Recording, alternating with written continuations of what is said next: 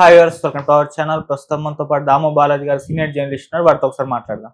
నమస్కారం సార్. నమస్తే సార్, తమిళ యాక్టర్స్ ఇద్దరు ప్రభు గారు అండ్ విశాల్ గారు వీళ్ళిద్దరు కూడా హెల్త్ ఇష్యూస్ తో బాధపడుతున్నట్టుగా తెలుస్తుంది సార్. ప్రభు గారికి ఏమో బ్రెయిన్ సర్జరీ అయిందని చెప్పేసి వార్తలు వచ్చాయి. విశాల్ గారికి సంబంధించి ఒక వీడియో వైరల్ అవుతుంది. అంటే వణుకుతున్నాడు, నడవడానికి కూడా అవస్థ పడుతున్నాడు, అసలు ఏం జరిగిందా అని చెప్పేసి ఫ్యాన్స్ కూడా ఆందోళనకు గురవుతున్నారు. మరి వీళ్ళ పరిస్థితి ఏ విధంగా ఉంది, ఏం చెప్తారు సార్?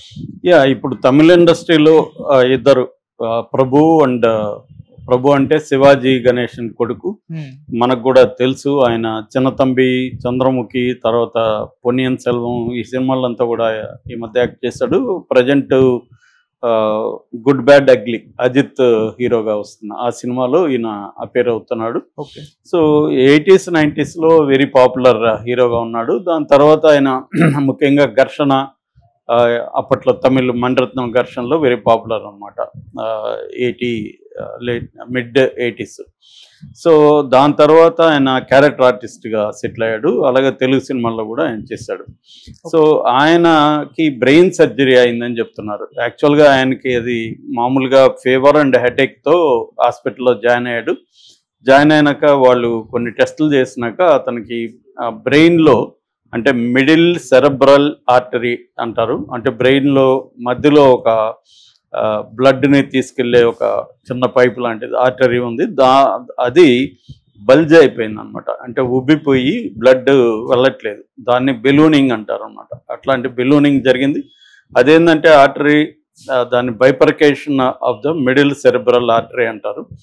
అది బ్రెయిన్లో మేజర్ పార్ట్కి బ్లడ్ తీసుకెళ్లే ఇదనమాట. అది ఎప్పుడైతే బెలూనింగ్ అయిందో బ్లడ్ ప్రాబ్లం వచ్చింది. సో దానికి ఒక సర్జరీ చేశారు. అయితే ఇప్పుడైతే స్టేబుల్గానే ఉన్నాడు, ఇంటికి వెళ్ళిపోయాడు అని చెప్తున్నారు. కాకపోతే ఏంటంటే బ్రెయిన్ ఫాగ్ అనే ఒక కండిషన్ వచ్చే అవకాశం ఉందని చెప్తున్నారు. బ్రెయిన్ ఫాగ్ అంటే క్లియర్ థింకింగ్ ఉండదు. ఫాగ్ అంటే తెలుసు కదా మనకు, పొగ మంచు కప్పేయడాన్ని ఫాగ్ అంటాం. అట్లాగే బ్రెయిన్ కూడా ఏంటంటే ఫంక్షనింగ్ కరెక్ట్గా ఉండదు, అంటే చాలా మర్చిపోతారు, ఫోకస్ ఉండదు. ఫర్ ఎగ్జాంపుల్ ఏదైనా మాట్లాడాలంటే కరెక్ట్ పదం అక్కడికి రాదనమాట, వర్డ్స్ మర్చిపోతారు. ఇలాంటిది బ్రెయిన్ ఫాగింగ్ అంటారు. అలాంటి కండిషన్ ఆయనకు వచ్చే అవకాశం ఉందనేది కూడా చెప్తున్నారు. ప్రజెంట్ అయితే స్టేబుల్గా ఉన్నాడు ఆయన అనేది చెప్తున్నారు. ఇక రెండవ విషయం వచ్చి విశాల్ ఏంటంటే మదగధ రాజా అనే ఒక సినిమా 2013లో షూటింగ్ అయిపోయింది. అంటే దాదాపు 12 ఏళ్ల తర్వాత అది ఇప్పుడు రిలీజ్ అవుతుంది. సో దాని ప్రమోషన్ల కోసం ఆయన స్టేజ్ మీదకి వచ్చాడు. ఆయన మాట్లాడుతుంటే మైక్ పట్టుకొని చెయ్యంతా వణికిపోతుంది. సో నడవలేకపోతున్నాడు. పక్కన అసిస్టెంట్ని ఊనుకొని నడుస్తున్నాడు. సో అందరూ కూడా అక్కడ పరామర్శిస్తున్నాడు. సో ఇప్పుడు ఆ వీడియో వైరల్ అయింది. నిన్నంతా కూడా మన ఛానల్ లైవ్లో పెట్టాయి ఆ వీడియోని. దానికి ఇప్పటివరకు అఫిషియల్గా అతని హెల్త్ కండిషన్ ఏందని చెప్పలేదు. కొద్దిగా వీక్ కూడా అయినట్టుగా, సన్నబడినట్టు కూడా తెలుస్తుంది. అంటే మామూలుగానే విశాల్ చాలా స్ట్రాంగ్ బాడీ అవుతుంది, one of the best 6 pack bodies తమిళనాడులో. అలాంటి అతను అంత వీక్గా ఉండడం, ఆడుతుండడం ఇదంతా కనిపిస్తే ఇప్పటివరకు వస్తున్న న్యూస్ ఏంటంటే అతను చాలా హై ఫీవర్తో ఉన్నాడు. కానీ 13 ఏళ్ళుగా ఆగిపోయిన సినిమా కాబట్టి ప్రమోట్ చేయాలి అని వచ్చాడు. కానీ అదర్వైజ్ ఆయన రాకుండా ఉండాలి, కానీ నేను వస్తాను అని ఆయన వచ్చాడు అనేది చెప్తున్నారు. సో ఒకటేమో ఆందోళన ఎక్స్ప్రెస్ చేస్తున్నారు. ఏమైంది విశాల్కి, అసలు నిజం చెప్పండి, మామూలుగా ఫీవర్ అయితే కూడా ఇంత వణికిపోతారా? అంటే చలి జ్వరం ఉంటే వణుకుతారు ఖచ్చితంగా, చలి వస్తే చాలా ఇంకా ఎక్కువగా కూడా వణుకు వస్తుంది, షివరింగ్ వస్తుంది. మరి అట్లాంటి కండిషన్ ఉన్నప్పుడు ఆయన అక్కడే కూడా అనౌన్స్ చేయొచ్చు, నాకు ఫీవర్ ఉంది అయినా కూడా నేను దీనికి వచ్చానని చెప్పేసి ఉంటే ఒక పని అయిపోయేది. కానీ ఎప్పుడైతే అది చెప్పలేదో, ఆయనకి ఇంకేమన్నా హెల్త్ ఇష్యూస్ ఉన్నాయా, ఎందుకు ఇంత సన్నగా అయిపోయాడు, నడవలేని పరిస్థితి ఉంది, ఇవన్నీ చెబుతున్నారు. అంటే వాళ్ళే అఫిషియల్గా అనౌన్స్ చేస్తుంటే పోయిండేది. అది చేయకపోవడం వల్ల రకరకాల ఊహాగానాలు వస్తున్నాయి. మేబీ అఫిషియల్గా ఈరోజు ఏమన్నా అనౌన్స్ చేస్తారు. ఎందుకంటే ఇట్లా ఈ స్థాయిలో ఊహాగానాలు వచ్చినప్పుడు అఫిషియల్గా వాళ్ళే చెప్పడం ఎప్పుడు కూడా బెటరు. లేదు ఇది కొంత రాని మనకి సినిమాకి పబ్లిసిటీ అనుకొని ఉంటే కూడా చెప్పలేం మనం ఇవాళ. ఎందుకంటే సినిమా వాళ్ళు అలా కూడా ఆలోచిస్తారు కదా, 2 రోజులు జరగని దాని తర్వాత మనం అనౌన్స్ చేద్దాం అనేది కూడా అనుకోండొచ్చు. ఎందుకంటే ఈ సినిమా 13 ఏళ్ళుగా ఆగిపోయిన సినిమా కాబట్టి ఇప్పుడు చూడాలని ఎవరికి ఇంట్రెస్ట్ ఉండదు. 13 ఏళ్లకు ముందు షూటింగ్ అయిపోయిన సినిమాని ఇవాళ ఎందుకు చూడాలనిపిస్తుంది, ఎవరికి అనిపించకపోవచ్చు. కాబట్టి కూడా దీనికి కొంత పబ్లిసిటీ రాని అనేది ఏమన్నా వెయిట్ చేస్తున్నారు అనేది కూడా చూడాలి. అట్లాగే మనకి కన్నడలో కూడా 2 రోజుల ముందే చూసాను నేను. శివరాజ్ కుమార్ క్యాన్సర్తో ఆయన కొంతకాలం బాధపడి ట్రీట్మెంట్ తీసుకొని నిన్నొచ్చే ఆయన మీడియా ముందుకు వచ్చి నేను బాగానే ఉన్నాను, ఇప్పుడు ట్రీట్మెంట్ తీసుకున్నాను. ఎందుకంటే ఆయన బోల్డ్గా నాకు క్యాన్సర్ అని కూడా అనౌన్స్ చేశాడు. మనకి ఇక్కడ అక్కినేని నాగేశ్వరరావు కూడా 90s ఏజ్లో ఉన్నప్పుడు ఆయన క్యాన్సర్ వచ్చినప్పుడు ఆయన కూడా రకరకాల ఊహాగానాలు ఉంటే ఆయన ఓపెన్గానే వచ్చి మీడియా ముందు అనౌన్స్ చేశాడు. అలాగే శివరాజ్ కుమార్ కూడా నాకు క్యాన్సర్ ఉంది అని చెప్పారు. శివరాజ్ కుమార్ ఏంటంటే ఆయనకి ఎప్పుడు ఒక 20 సినిమాలు లైన్అప్లో ఉంటాయన్నమాట, అంత బిజీ స్టార్. సో ఆయన క్యాన్సర్ అనేసరికి ఒక్కసారిగా ఉలిక్కిపడ్డారు. బట్ ఆయన బాగానే ఉన్నాడని చెప్తున్నారు. సో ఓవరాల్గా ఈ ముగ్గురు మనం చెప్పుకున్న ముగ్గురు కండిషన్లో ఇద్దరు బాగానే ఉన్నారు. అంటే ప్రభువు కోలుకుంటున్నాడు. శివరాజ్ కుమార్ ఆల్రెడీ క్యాన్సర్తో రికవర్ అయిందని ప్రకటించాడు. విశాల్ది మాత్రం తెలియాల్సింది. విశాల్కి కూడా డేంజరస్ సిచ్యువేషన్ అయితే ఏమి ఉన్నట్టయితే లేదు.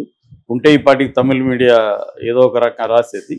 సో ఓవరాల్గా ఆయనకి ఏదో టెంపరీ హెల్త్ ఇష్యూ ఉన్నట్టుగా తెలుస్తుంది. మరి అంటే టైఫాయిడ్ లాంటి ఫీవరు లేకపోతే అట్లాంటి ఏమైనా వచ్చాయా అనేది చూడాలి. Okay sir. సో ఇలాగా అసలు ఈ మధ్య కాలంలో మనకి చాలామంది ఆర్టిస్టులు చనిపోతున్నారు. మామూలుగా జనం కూడా ఎక్కువగా చనిపోతున్నారు కోవిడ్ తర్వాత. అంటే కోవిడ్ ఎఫెక్ట్ అనేది ఎక్కువగా మనకు కనిపిస్తుంది. దీన్ని పోస్ట్ కోవిడ్ ఎఫెక్ట్ అంటారు, ఒక్కోసారి లాంగ్ కోవిడ్ అని అంటారు. లాంగ్ కోవిడ్ అంటే కోవిడ్ వచ్చి నయమైపోయింది అనుకుంటారు కదా, కానీ లోపల దాని లక్షణాలు ఉండిపోతాయి అన్నమాట. దానివల్ల ఏమవుతుందంటే ఎక్కువగా ఎలాంటి ఇష్యూస్ వస్తున్నాయంటే బేసిక్గా హార్ట్ రిలేటెడ్ ఇష్యూస్ ఎక్కువగా వస్తున్నాయన్నమాట. మయోకార్డిటిస్ అంటారు, అంటే ఇన్ఫ్లమేషన్ అనమాట. హార్ట్ దీంట్లో హార్ట్ మజిల్ అనేది ఇన్ఫ్లమేషన్కి గురవుతుంది. అట్లాగే అరిథమియా అనేది హార్ట్ ఎలక్ట్రికల్ సిగ్నల్స్ని ఆల్టర్ చేస్తాయి, చేస్తాయి అన్నమాట. అవి ఆ జబ్బుని అరిథమియా అంటారు. అట్లాగే బ్లడ్ క్లాట్ అవుతుంది చాలా మందికి. అందుకనే ఎక్కువ మంది చనిపోవడానికి ఇది బ్లడ్ క్లాట్. అంటే కరోనా లక్షణాల్లో ఒకటి ఏంటంటే బ్లడ్ క్లాటింగ్ అనమాట. అట్లాగే పెరికార్డిటిస్ అనే ఇంకొక రకమైన కండిషన్, హార్ట్ కండిషన్. అది ఇన్ఫ్లమేషన్ మెంబ్రెయిన్ అరౌండ్ హార్ట్ అనమాట. హార్ట్ చుట్టుపక్కల ఉండే మెంబ్రెయిన్కి ఇన్ఫ్లమేషన్ రావడాన్ని పెరికార్డిటిస్ అంటారు. అట్లాగే చాలా మందికి హార్ట్ ఫెయిల్యూర్ జరుగుతుంది. ఎక్సెస్ ఫ్లూయిడ్ స్వెల్లింగ్, దీన్ని ఎడెమియా అంటారు, స్వెల్లింగ్ జరగడం హార్ట్. అట్లాగే చెస్ట్ పెయిన్స్ రావడం, ఇలాంటివి కూడా బాగా పెరిగాయి అనమాట. వాటితో పాటు ఏంటంటే బీపీ, కొలెస్ట్రాల్ బాగా పెరుగుతున్నాయి. అట్లా రకరకాల లంగ్ ఇష్యూస్ వస్తున్నాయి.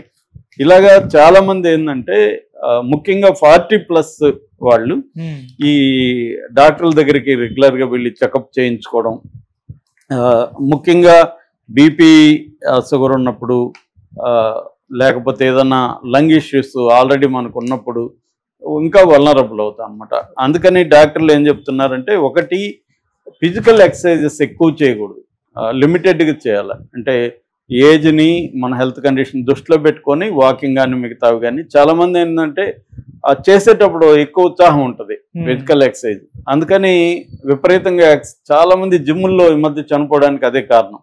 వాళ్ళు ఏంటంటే 3 గంటలు 4 గంటలు ఈ 6 ప్యాక్ పిచ్చి కూడా చాలా మందికి పట్టుకుంటుంది. వాడి ఏజ్ అవన్నీ దృష్టిలో పెట్టకుండా 6 ప్యాక్ రావాలని చెప్పి రోజుకి 3 గంటలు మినిమం చేస్తారు. మళ్ళీ 3 గంటలు నిద్రపోవాలి, దానికి ఫుడ్ వ్యవహారం అంతా 5-6 గంటలు దాని మీద ఫోకస్ చేయాలి. అందువల్ల యాంగ్జైటీ కూడా ఉంటుంది మెంటల్గా మనం. సో అదొకటి అవాయిడ్ చేయాలి. అట్లాగే హై స్ట్రెస్ ఉన్న జాబ్స్ చేసేవాళ్ళు కానీ లేకపోతే వ్యాపారాలు చేసేవాళ్ళు కానీ వాళ్ళు జాగ్రత్తగా ఉండాలి. ఎందుకంటే చాలా మందికి తెలియదు, స్ట్రెస్ పడుతున్నట్టుగా కూడా తెలియదు, అది స్ట్రెస్ పడుతూనే ఉంటుంది. అందుకని మన బాడీని మైండ్ని క్లోజ్గా అబ్జర్వ్ చేస్తే మనకు అర్థమవుతుంది మనం ఈరోజు ఎలా ఉన్నాం, ఈ రోజు ఈవినింగ్ కానీ మనం ఒకసారి రివ్యూ చేసుకుంటే మనం ఈరోజు మనకి ఎవరెవరితో కోపాలు వచ్చాయి, లేకపోతే ఎలా రియాక్ట్ అవుతున్నాం, ఏ ఏ రకమైన స్ట్రెస్ పడింది, ఇవన్నీ చూసుకోవాలి. చెక్ చేసుకోకపోతే అది ఇట్ విల్ లీడ్ అనమాట. అట్లాగే వర్క్ ప్లేస్లో రిలేషన్షిప్స్ కానీ, వర్క్ ప్లేస్లో ప్లెజెంట్గా ఉందా లేదా, చాలా మందికి వర్క్ ప్లేస్లో బాగుండదు. అంటే కూడా పనిచేసే వాళ్ళతో గొడవలు కావచ్చు, బాస్తో గొడవలు కావచ్చు, బాస్కి అయితే కింద వాళ్ళతో గొడవలు, రకరకాల ఇష్యూస్ ఉంటాయి, ప్రెజర్ ఉంటుంది. సో ఇవన్నీ చూసుకోవాలి. అలాగే స్లీప్ ఒకటి కంపల్సరీగా మినిమం 7 గంటలు డాక్టర్లు చెప్తున్నారు, 7 hours sleep compulsory. So sleep, diet change చేసుకోవాలి. అట్లాగే కొంత బ్లడ్ థిన్నర్స్ వాడమని చెప్తున్నారు. అది మనమంతటా మనం వాడకూడదు, డాక్టర్ కన్సల్టేషన్తో బ్లడ్ థిన్నర్స్ వాడడం వల్ల కూడా ఏమవుతుందంటే ఈ క్లాట్ ఇట్లాంటి ప్రాబ్లమ్స్ రాకుండా ఉంటుంది. అంటే ప్రివెంటివ్ స్టెప్స్ అనేవి చాలా ఇంపార్టెంట్. వచ్చినాక ఆల్రెడీ డ్యామేజ్, ఇప్పుడు ఆయనకి ఆర్టరీ బల్జ్ అయిపోయింది, బల్జ్ కాకముందే ఆయన ఉండగలిగితే, ముందుగానే వెళ్ళి కన్సల్ట్ అయింటే కొంతవరకు బెటర్గా ఉండదు. ఒకసారి డ్యామేజ్ అయినాక అది కంప్లీట్ క్యూర్ అనేది కష్టం. ఎప్పుడైనా ఎంతో కొంత డ్యామేజ్ కంటిన్యూ అవుతూనే ఉంటుంది. Okay sir, thank you so much.